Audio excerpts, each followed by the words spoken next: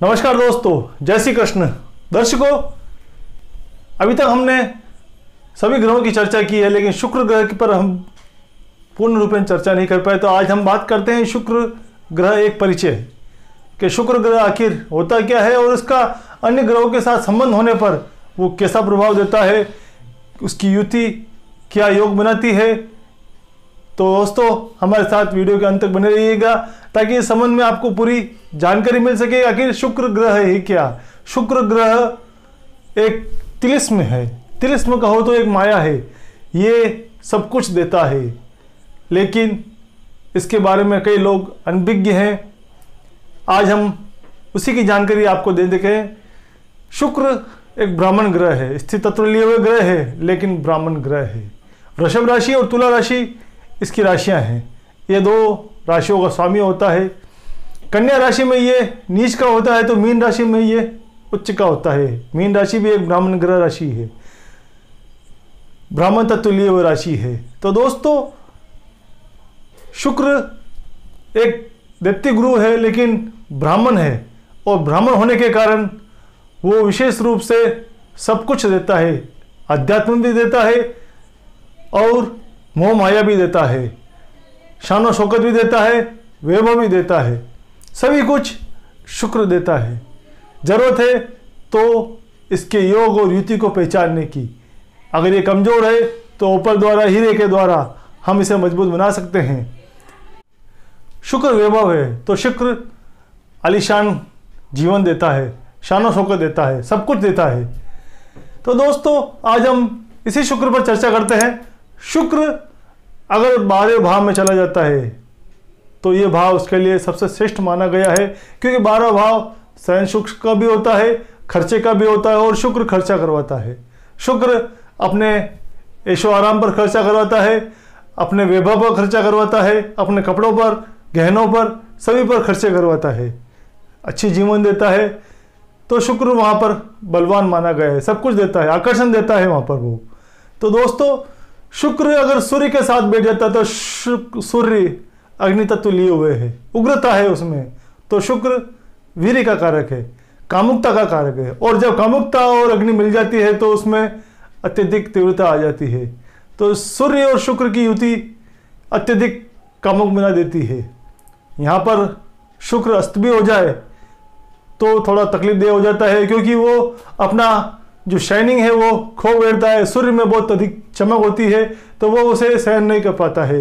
इस कंडीशन में उसमें आकर्षण की कमी हो जाती है। तो शुक्र को बल देने पर वहाँ पर शुक्र तेज ले लेता है, लेकिन सूर्य के साथ शुक्र अत्यधिक कामुक बनाता है और पथभ्रष्ट भी कर देता है।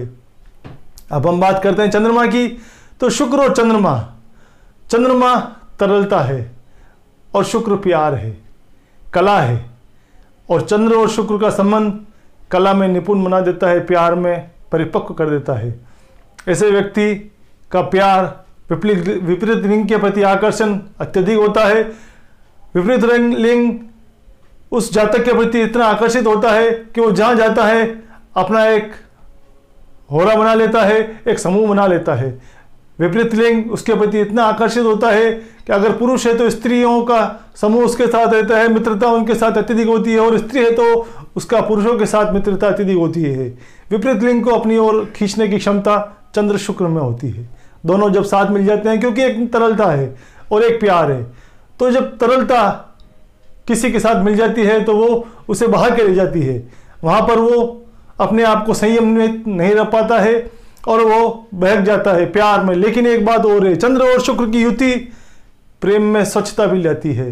ऐसे जातक या जातिकाएं दिल से प्रेम करते हैं, आत्मा से प्रेम करते हैं। किसी के साथ अगर जुड़ जाते हैं तो वो आत्मा के साथ जुड़ते हैं और अत्यधिक उसके साथ प्रेम करते हैं, अपने आप को पूरा समर्पित कर देते हैं।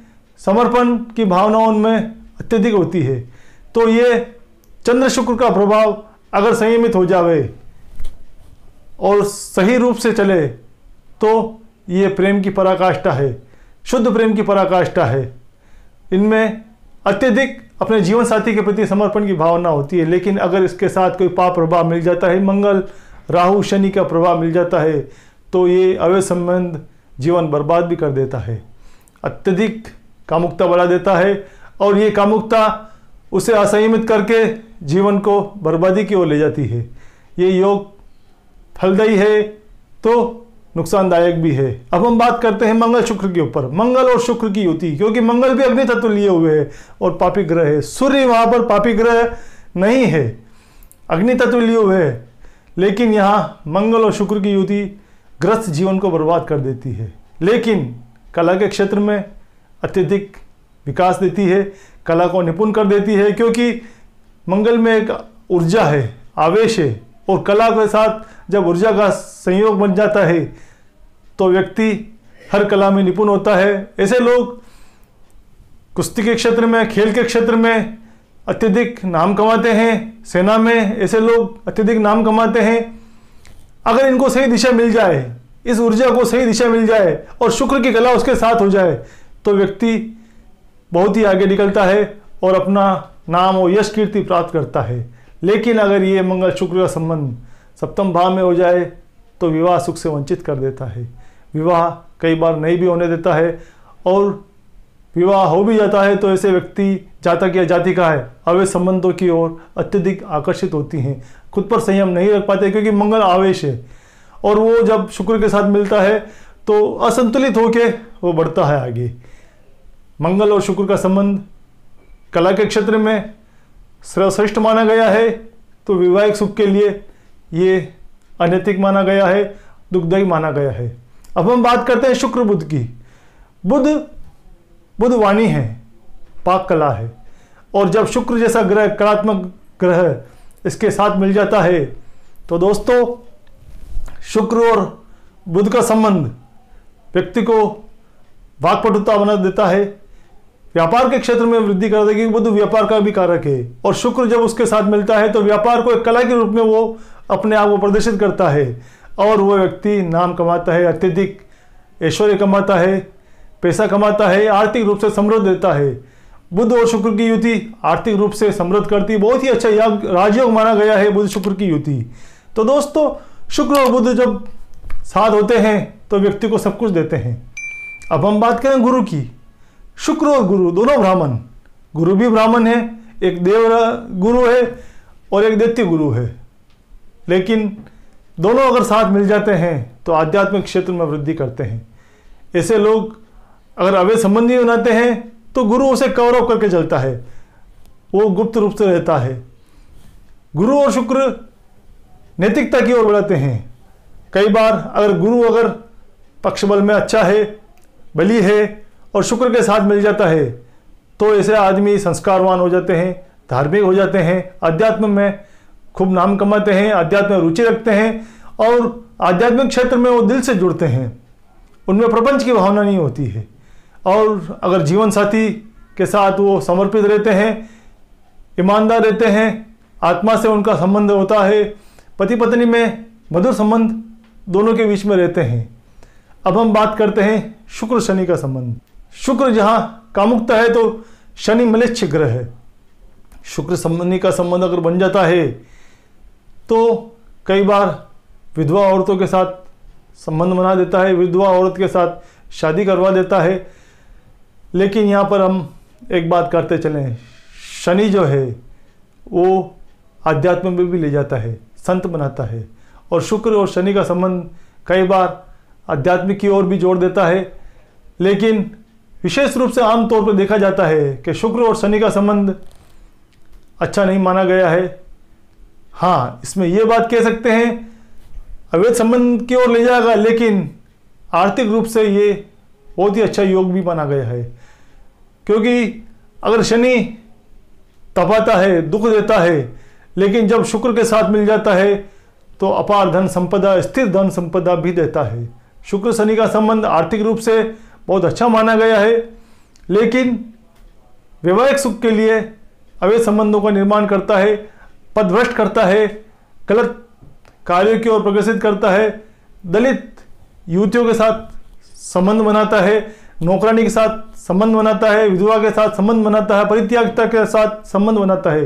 तो ये योग नुकसानदायक भी है। लेकिन एक बात विशेष रूप से ध्यान रखना, अगर शुक्र शनि का संबंध आपकी कुंडली में है तो अवैध संबंधों से बच के रहना। अगर आप अवैध संबंधों से बच के रहोगे तो बहुत धन कमाओगे, बहुत नाम कमाओगे, ऐश्वर्य कमाओगे। शनि 2 रास्ते देता है आपको। शुक्र शनि का संबंध है, अगर आपने अवैध संबंध किए उड़ गए तो आपका पतन होगा। और शुक्र शनि का संबंध अगर आपने संयमित रहे तो जीवन में आर्थिक रूप से समृद्धि प्राप्त करोगे। अब हम बात करते हैं शुक्र और राहु के ऊपर। ये वेश्यागमन करवाता है, नशे की ओर ले जाता है, शराब की ओर ले जाता है, मांस मदिरा की ओर ले जाता है। शुक्र शनि का संबंध, शुक्र राहु का संबंध विशेष रूप से अच्छा नहीं माना गया है, क्योंकि अगर शुक्र राहु साथ में है तो तलाक के योग भी बनाएगा, ग्रस्त जीवन भी बर्बाद करेगा, क्योंकि शुक्र ग्रस्त जीवन का भी कारक है। ग्रस्त जीवन शुक्र से ही देखा जाता है। और जब राहु का उसके साथ संबंध हो जाता है तो वो तलाक, क्योंकि राहु प्रत्यक्षतावादी ग्रह है, तलाक करवाता है, दोनों को अलग करवा देता है। और शुक्र का और राहु का संबंध विवाह विच्छेद की योग बना देता है, नशे की ओर ले जाता है, जीवन में वो बिल्कुल ही दुर्गति की समान जीवन कर देता है। ये योग अच्छा नहीं माना गया है। अब बात कर ले हम शुक्र केतु के ऊपर। शुक्र केतु ध्वजा है, यश कीर्ति है। शुक्र केतु का संबंध यश कीर्ति देता है, लेकिन कई बार ये विपरीत लिंग को अपनी ओर आकर्षित करने की भी क्षमता रखता है, संख्या में वृद्धि कर देता है। ये अवैध संबंधों की संख्या में भी शुक्र और केतु का संबंध वृद्धि कर देता है। शुक्र और केतु का संबंध है तो भी हमें संयम रखना होगा। शुक्र केतु असंयमित कर देता है कई बार, लेकिन आध्यात्म के क्षेत्र से ये अच्छा माना गया है। शुक्र केतु का संबंध व्यक्ति को आध्यात्मिक भी बनाता है, आध्यात्म से भी जोड़ता है। तो दोस्तों, आज हमने शुक्र के ऊपर चर्चा की। शुक्र का नवग्रहों के साथ, अष्ट ग्रहों के साथ, क्योंकि नवग्रह तो वो खुद ही है, अष्ट ग्रहों के साथ युति होने पर, उनके साथ संबंध होने पर क्या फल देता है, इस पर आज हमने चर्चा की। इसी तरह हम एक नए बिंदु के साथ पुनः आपके साथ प्रस्तुत होंगे। वीडियो पसंद आने पर लाइक जरूर कीजिएगा, सब्सक्राइब करके हमें मोटिवेट कीजिएगा। दोस्तों, जय श्री कृष्ण।